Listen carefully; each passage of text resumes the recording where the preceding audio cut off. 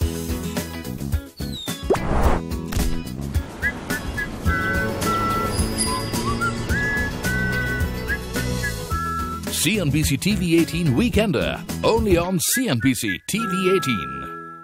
Hi there, it's a very, very special episode of The Weekender on CNBC-TV18. Now, usually when you think about travel, you think about exotic destinations, you think about flights, you think about the mode of travel. But the least thought about and the most important thing is your luggage. VIP Industries. We have the CEO, the newly appointed CEO, Sudip Ghose.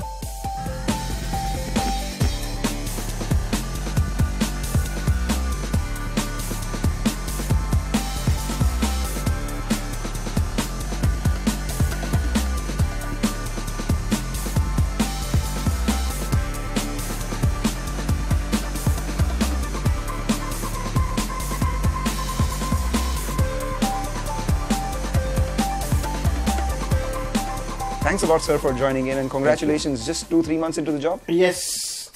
So you must be a pretty happy man, right? The stock is at a record high. Last year, your company posted record profits.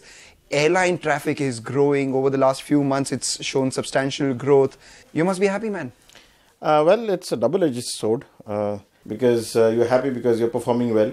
And when you're performing well, the pressure is to perform better. In the last quarter, we saw very good performance across the board. And it wasn't just VIP Industries, it was the whole sector which grew. Do you think this growth is likely to stay and this is something structural in nature? I don't see any reason why the growth for this industry will come down. The markets are responding favorably to us. The other thing that has happened is the overall mindset change of consumers towards luggage. Luggage, till very recently, was purchased as a commodity. That has changed. Consumers have started spending money on luggage. Absolutely. When you go out, when you travel, you take care of your destination, like you said when you began the program. You take care of your hotel. If you don't take care of your luggage, and if that breaks or if that gives in, then the entire planning of yours will go for a toss. Your holiday will go for a toss. So therefore, it's your home outside your home. So let's talk about VIP itself, your experience at VIP. Earlier you were working at Samsonite and you were pretty instrumental in getting the American Tourister brands as well as Lavi into India. What was the change in terms of culture, what you learnt at Samsonite, what did you bring to VIP, and how did that transition come? Very different organizations. See, any multinational for that matter, it has its positives and negatives. Positives being it's a big brand, right. You get to work with a multinational brand. But I have always felt, and I've worked with multinationals before, like Whirlpool or Bosch and Lomb. The problem is you're restricted. There's always a big daddy sitting somewhere telling you what to do. You know, when you speak about Big Daddy, it is ironical because you come from an MNC to a family-owned enterprise. Out there as well, there is literally a Big Daddy. So how does a professional work in a family-owned setup? In VIP, for instance? I'm lucky that in VIP Industries, I think it's most professionally run. The family doesn't interfere in the day-to-day operations. We report into the board. A multinational can behave like a family business if the MD is not right. Similarly, a family-run business can behave like a multinational or a professionally run organization if the family wants to run it like that. At what point does your authority end, or the family's authority come in? Where do these lines lie? Because this is a very grey area and people usually worry about all these things. That's the problem. The problem is if you start worrying, then the problem starts. Okay. It's more like a joint team effort. I do report into Radhika Piramal. Right. That's it. I report into all the strategic important things that she needs to know. Operationally, what she doesn't need to know, I do it myself. Okay. So if you start worrying about where is my line and where is the other line, that's where the problem starts. I think it's a team effort. I don't think it is so compartmentalized that this is something that I will do and this is something that the family will do. As long as the team knows what they are doing, it's good to do. So that's how it works. All right, fine. So let's talk about the statement that you issued when you were elevated to become the CEO of the company. You said that you'll work with renewed focus and dedication to improve earnings and take VIP to the next level? What does one mean when one says the next level? What is the next level for you? VIP as an organization has been very, very stable in the mid segment of the market. So any range from 3,000 to 6,000 will be very, very strong. We have almost 7 to 75% market share in that. But the price points above 6,000 and price points below 3,000 is something that we are not been strong. Below 3,000 has always been the unorganized players, and above 6,000 has always been Samsonite. So this year and a couple of years from now, we would like to get that segment into our fold. That would help us to be a complete dominant player in all segments of luggage in this country. And that is what I meant to take this organization to the next level. So basically, when Mr. Piramal earlier spoke with us after the fourth quarter numbers, he said VIP is like the Maruti of the luggage industry. Your aim is to make VIP not only the Maruti, the Nano and the Mercedes of the luggage industry. Absolutely. Well. Absolutely. All right, fair point. So let's put numbers to that. You did revenues of close to around 1,400 crores in the last fiscal. 18-19% CAGR over the next 3 years would take it to 2,000 crores by 2020. Is that a possibility? Yes. That's definitely a possibility, and something that I think could be achieved. A net profit CAGR of 30-32%, and he sees no reason why this won't continue into the next 4 or 5 years. If that happens, your net profit from 128-129 crores goes up all the way up to 500 crores in the next 5 years. Is that an achievable target, or is that an aspirational target, or is that unrealistic? As I said, if the sales go up, the profits go up. That's just as simple formula as that. So there is, we can definitely achieve the percentages that our chairman said.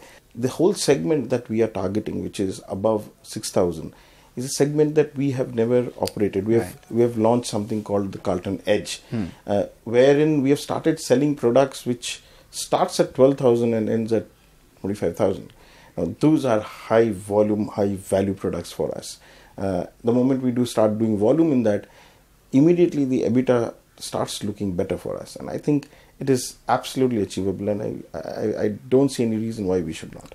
All right, so you've given us two numbers. By 2020, your aspirational revenue target is 2,000 crore. And over the next 5 years, your net profit target is 500 crores. Mr. Ghose, so let's drill it down to individual brands. You spoke about Carlton being an expensive offering that the company has. I believe it does about 8-10% of your total revenues. In the next 3 years, where would you like that brand to be? I can tell you one thing, as an organization, we want the segments, like I spoke, which is above 6,000, to become very, very strong. And we would like to at least triple the revenue that we get from Carlton in our fold. It's a product that we are very confident. We took about 2.5 years to get the proposition right, and we have launched a product now which we are very proud of, and we say it's being received well. It's been received very well. We are actually run out of stocks. All right, triple your revenues from Carlton in the next 3 years. Yes, definitely. Let's talk about the sub 6,000 Aristocrats and Alphas. That would account for what, 8 to 10% of your revenues, and that would triple as well? Again, as I said, I'm not going to give you numbers, but more than that, less than that? That has a far more or far bigger potential to grow. Okay. I think currently that the growth of those brands are in excess of 40%. That's big for us. The bases are big, and the kind of plans that we have, we think that is going to be the next big thing happening to our organization. We just need to ensure that we keep the costs down. The higher end will definitely triple in the next 3 years. The lower end growing very fast. So if it's growing at say 40%, it will obviously triple much earlier than that. So in that case, what happens to your margins? Actually, the margins are on pressure a little bit because when the dollar is getting stronger and the rupee getting weaker.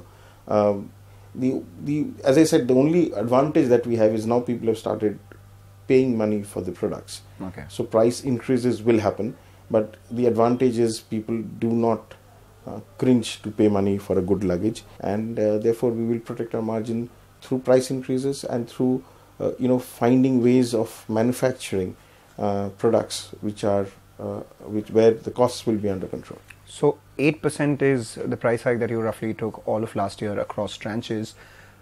Is that kind of quantum expected in this year as well? Yes, could be between 5 to 8%. That's something that we definitely plan to take, and could be a little more also, depending upon how the dollar behaves. All right. So in that case, where does competition come in? Because at the lower end you have Safari, which is relentlessly competing in that segment. At the higher end, you said there are the Samsonites of the world. Will you be able to take the 5 to 8% hike as well as hold on to your market share? I've never felt the competitive pressure when it comes to price hike. Our distribution is very, very strong. Our brands are very strong. I think Samsonite is number one in everywhere else in the world except for India. We control almost 60-65% market share. But aren't competitors edging into or eating into your market share? They've been trying for the last 5 years. They've not been able to. So you've gained market share in the last 5 years? Of course. How much? Absolutely. So we would have been about 50-52%. We have definitely crossed 60% in the last 5 years. The pressures that I feel is obviously, which is more something that we can't control. The dollar is something that we can't control. And once in a while some bumps like GST which comes in, but then it works out well for us. So all right. Those are the things, but otherwise... Why can't you control the dollar? 60-70% of your imports are dollar denominated. Why give so much dominance to China? Is that here to stay? Our dependency on China is coming down considerably. There was a time when we used to import close to about 70-75% from China. It's come down quite a bit. How much is it now? It's roughly the way we are seeing it is it should be about 50% going forward. You were the brain behind Skybags, and you decided the whole backpack range and whatever it is your brainchild. So let's talk about that. That contributes about a third to your total revenues. Yes. Right? And going forward, what is the opportunity? Will this be the majority contributor to your revenue, say, in the next 5 years? So when I took over, we were mainly a luggage brand, almost a luggage brand. And luggage, as you see, consumers, when does a consumer buy a first luggage? The first luggage consumer buys when the person is around 28, 29, 30 maybe. The consumer is getting into our business at a far later stage of life. That is the time when he's already exposed to multiple brands, multiple multinational brands available. So we had to get the consumers at an early stage.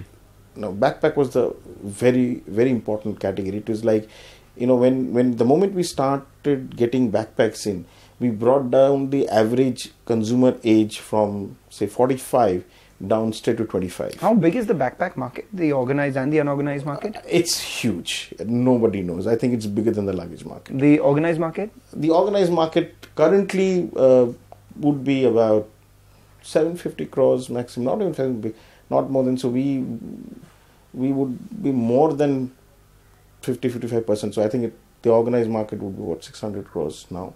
Growing at? I have no idea. Trust me, because we are growing at 50%. Okay, even at that range. Everybody around you has a backpack, right? Absolutely. Whether it's a school kid or people who goes in a bike. So the moment we launched backpacks and rucksacks and the casual bags, we brought the average age for our organization, the consumer age of our organization, down from maybe 45 to maybe 25. That helped. Skybag plays a very important role for the consumer to come back to VIP industries when the person gets a luggage. So the way I see Skybag as a brand is I want in this brand the short haul, which we have in our parlance, we have long haul and short haul. Long haul is for the long haul travel. Right. Short haul is for the short haul travel. The short haul should contribute to at least 50%. When I took over, there was no short haul at all. Okay. Currently, we have about 40% of Skybag turnover coming out of short haul. Okay. We would like that to become at least 60%. Caprese now, does about 100 crores in revenue. The target was 500 crores for it to get that scale before it lifts off. Does 2,000, 3,000 crores, goes to all the dealers, the distribution is tweaked. What is happening in that? What's the growth strategy for this? We realized over a period of time that the ladies the brand loyalty among women in India are a little low than compared to the male counterparts. Okay. For them, what matters is more design, color, right. And therefore, to make them repeat purchase, is difficult. So what are you doing to increase that way? Yes. So we are working on a strategy, which unfortunately I can't tell you right now. The skeleton of that would be? Now that I can't tell you, because then I'll given my strategy out. But that's the biggest challenge that we have. How do I ensure that the consumer who walks into a select city mall in Delhi buys Caprese, and the same and a consumer who walks into a Kharagpur or a small town in India and a small retail also buys a Caprese. Okay. And therefore that's something that we need to work on. We are working on it, and probably in next maybe 3 to 6 months, because it's work in progress, we would come in with a plan with which then we can start expanding the way we want to expand. So once it starts expanding, it will expand multifold. Can we expect that? It will definitely expand multifold. VIP as a brand, it's not youth focused anymore, nor is it value for money or anything of that sort. It's not the low end brand. How do you manage this brand? How do you tackle this beast? So when I joined, me and Radhika had a chat, and at that point of time, the whole organization's revenue was based on VIP. Now, if you imagine a building which is standing on one pillar, and the pillar is, we can see the pillar is not doing well. What do? You add more pillars. Add more pillars. Perfect. Because if you start touching that pillar, then the pillar, if it falls, then the whole building collapses. Right. So what we did, we started adding more pillars. We added pillar 1, Skybags. We added pillar 2, Aristocrats. We added pillar 3, Carlton. We added pillar 4, Caprese. Now that we've added this pillar, we've started working on this pillar called VIP. We are 60% done. Okay. We are very confident. Because see, the biggest problem, like you said, is what does VIP stand for? VIP, it is not that we don't know what the problem is. What is the problem? The problem, it was not standing for something. Okay. Its problem is its strength. Okay. So it needs to be redefined, it needs to be reworked, and we are working on it. And I'm sure that very soon you would see a lot of action on this particular brand. Okay, so right now it's about what, 650-700 crores in terms of annual revenues, touches what, 2,000 crores by 2020? You're pushing me for numbers. As I said, I'm not going to give you the internal numbers, but we are going to resurrect this brand big time, because that's a pride, that's the brand. Okay, promise me you will call me the day you touch 1,000 crores on VIP. I would definitely will. And I'm going to do exclusive only on the brand. We'll only talk about that brand. Okay, and that happens sometime next fiscal? Yes. All right, yes. I got my headline on VIP. All right, 3 questions before we move on to the fun part. First one, you spoke about all the other channels. So how many stores do you have right now? How many stores do you plan to reach in the next 2 years? We have close to about 550 stores between us and franchisee. Next 3 years would definitely like to touch about 1,000 stores. Bangladesh, very small right now. How large is it likely to be going forward? It's a testing water that we are doing. We are not very sure, so we really don't know how it will work. Your strategy with regards to innovations in the luggage industry. Do you think VIP will be the thought leader as a company? I've been seeing videos and luggages are traveling on their own. You can find your luggage. But all along, we tried these about 5 years back, and we realized it goes against the category codes because airlines will not allow. Okay. Most of these so-called smart bag companies are now gone bankrupt because most of the airlines have started banning these bags. Okay. You have to take the battery out because these work on batteries. Now, if you do that, then the basic purpose of these luggages fail. It is good to make a video, but none of them sell for 2 reasons. One, the airlines don't allow them. Second, they become prohibitively expensive. This is where the fun begins. We have a suitcase full of secrets. This is our secret suitcase. There's a very lot of alliterations there. So what I'll do is, I'll just open it, put it up in front of you. There are a lot of chits. You have to pick up, say, 5 of them, one by one, and answer. First time you got scolded by your bosses here was for what? Believe it or not, till now I've never been scolded here by my boss. If you find a competitor's product in your house, I just throw them out. I just throw them out. One decision we're proud of, launching backpacks. The VIP in my life, my sons, I think they are the most important people in my life.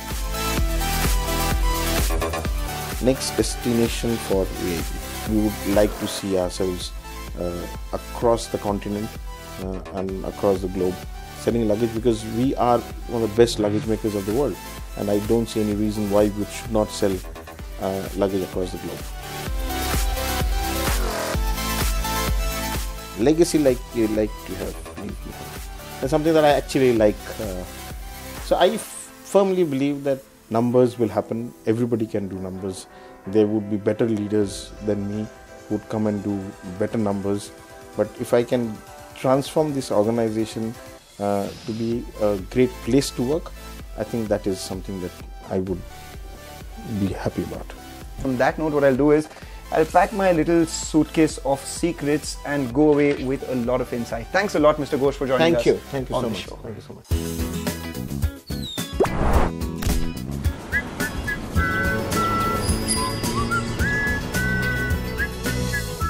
CNBC TV18 Weekender, only on CNBC TV18.